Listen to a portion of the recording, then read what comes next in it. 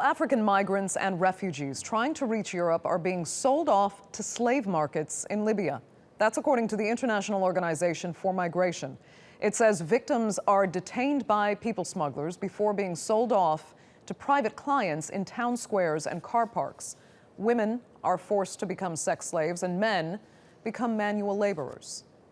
Well, for more, Nicole Johnston joins me now live in the studio. She spent an extensive amount of time in Libya. Nicole, it's absolutely shocking what's being revealed here, because it almost sounds like the slave trade of centuries ago, with people openly being sold in public markets. Is it that blatant?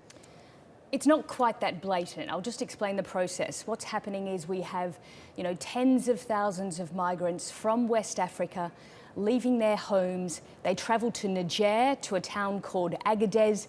From there, they meet up with the people smugglers. They head off across the Sahara. Most of them have no idea what they're in for when they reach Libya. They've got no idea how bad the situation is.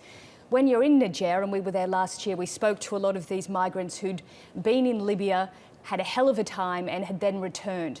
And they did tell us about these sorts of things. But the way it happens is once they get to Libya, most of them have run out of money. So they then need to call their families at home to try and get more money. If they don't have any money, if they can't reach the families, they're held in these detention centres, and that's what the report talks about. In many cases, they're sold from one detention centre to another detention centre.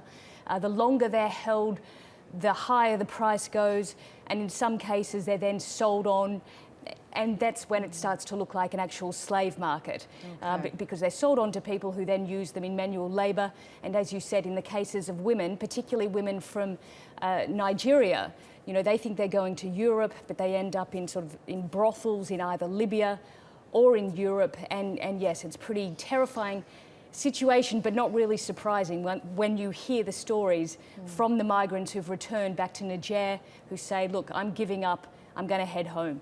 Because Libya is in many ways a lawless state. It's at war. There are militias running various areas.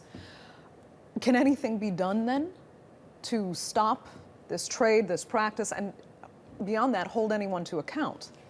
Well, I think at different times people are trying to do something, but it's clearly not working. So the centre or the headquarters for this in Libya is the town of Sabha. It's in the south.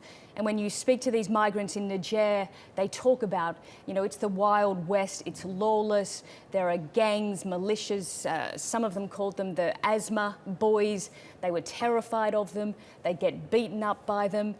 So that in that part of the country, in the southern part, where there's also fighting going on between various forces aligned to the competing governments in Libya, until the country's stabilised, and who knows when that will be, it seems that very little can be done. But aside from that, this is a transnational, international criminal operation. It's not just involving Libya. It includes Niger, it includes West African countries, it includes Europe, it's established routes, it's big business. And when you speak to the smugglers in Niger, who are a major part of this operation into Libya, they say, well, what else are we going to do? There's no other business here. It's the Tuareg people. There's no other trade. And they feel that they're carrying out a legitimate business. They say these people want to travel and we're providing a service. Okay, it's tragic. Nikki, thanks so much for coming in.